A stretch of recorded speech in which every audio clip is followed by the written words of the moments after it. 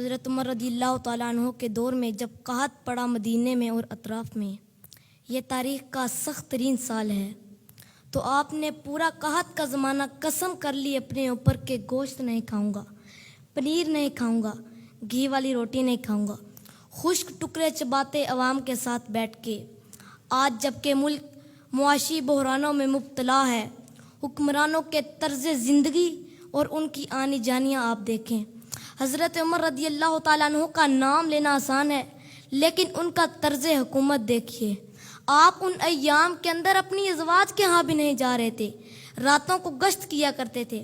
ایک سفر سے واپس آ رہے تھے تو راستے میں رات کا قیام کیا تو دیکھا کہ ایک بچہ روتا ہے اور ماں چپ کرواتی ہے، تو معلوم کیا کہ یہ بچہ کیوں روتا ہے، تو ماں نے بتایا کہ عمر نے ماہانہ وظیفہ مقرر کیا ہے اپنی رعایا کے ہر فرد کا، لیکن جو دودھ پیتے بچے ہیں ان کا وظیفہ مقرر نہیں کیا ہوا، تو میں اس بچے کو دودھ چھڑا رہی ہوں تاکہ اس بچے کا وظیفہ بھی مقرر ہو جائے۔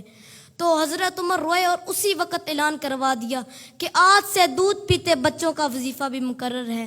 روئے جا رہے تھے اور ساتھ کہے جا رہے تھے، عمر تو نے کتنے بچوں کا حق مارا ہے، تو نے کتنے بچوں کا حق مارا ہے۔ یہ ہیں حضرت عمر رضی اللہ تعالیٰ عنہ۔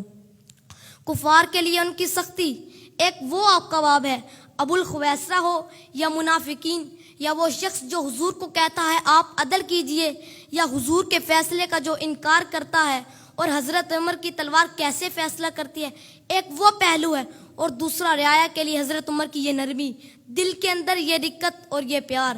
یہ حضرت عمر نے ہی فلاحی ریاست کا وہ تصور دیا تھا جس سے اپنی رعایا کو اس طرح سے سہولت دی جاتی ہے۔ اس لیے اسلام کا نظام رحمت ہی ہماری زندگی کی خوبصورتی کی ضمانت ہے۔ صاحب، ہم نے کئی رنگوں کی جمہوریتیں بھی دیکھ لی، مارشل لاؤ کے نظم بھی ہم نے دیکھے، ہمارے درد کا مداوا کہیں بھی نہیں ہے، اور آج پھر آپ اسی سے علاج ڈھونڈ رہے ہو جو بیماری کا سبب اور ذریعہ ہوا۔ میر بھی کیا سادہ ہے کہ بیمار ہوئے جس کے سبب اسی عطار کے لونڈے سے دوا لیتے ہیں۔ اس جمہوریت نے ہمیں دیا کیا ہے؟ ان دنوں کے اندر جو تماشا ملک میں لگا رہا کہ ہم نے اس کو اپنی آنکھوں سے دیکھا نہیں ہے۔ کہتے ہیں کہ یہ بہترین انتقام ہے، یہ کیا انتقام ہے؟ یہ تو عوام سے انتقام ہے، اور تمہارے اکاؤنٹ بھرتے ہیں اور تم پیسے بھر کے جو ہے وہ دیگر ممالک کے اندر شفٹ کر دیتے ہو، اور اس غریب عوام سے جو تم بدلہ لیتے ہو، غریب عوام تو وہیں کی وہیں ہیں۔ یہ مختلف رنگوں کی جمہوریتیں، یہ مختلف رنگوں کی مارشل لائیں، یہ مختلف رنگوں کے نظام انسانیت کو کچھ نہیں دے پائیں گے۔ آپ بتاؤں، تجھ کا رمز آیا ہے ان الملوک، سلطنت اقوام غالب کی ایک جادوگری، خواب سے بیدار ہوتا ہے یہاں محکوم اگر، پھر سلا دیتی ہے اس کو حکمراں کی سہاری، دیوے استبداد ہے جمہوری کباب پائے کو، تو سمجھتا ہے جس کو آزادی کی نیلم پری۔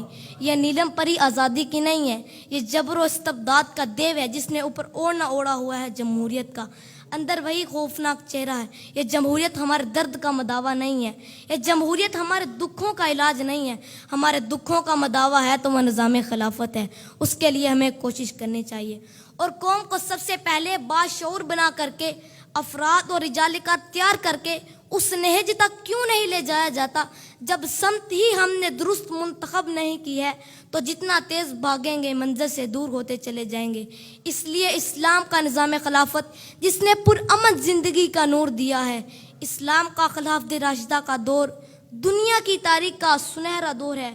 تو حضرت عمر کا زمانہ دیکھیے، ان کا انداز حکمرانی دیکھیے، فلاحی ریاست کا وہ تصور دیکھیے، انسانیت کے حقوق جو انہوں نے دیے۔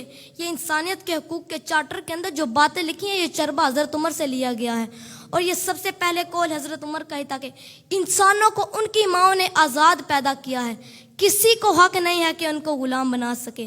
تو انسانی آزادی کا وہ تصور اسلام نے دیا ہے کہ محمد سے وفا تو نے تو ہم تیرے ہیں، کہ محمد سے وفا تو نے تو ہم تیرے ہیں، یہ جہاں چیز ہے کیا لوح و قلم تیرے ہیں۔ والسلام۔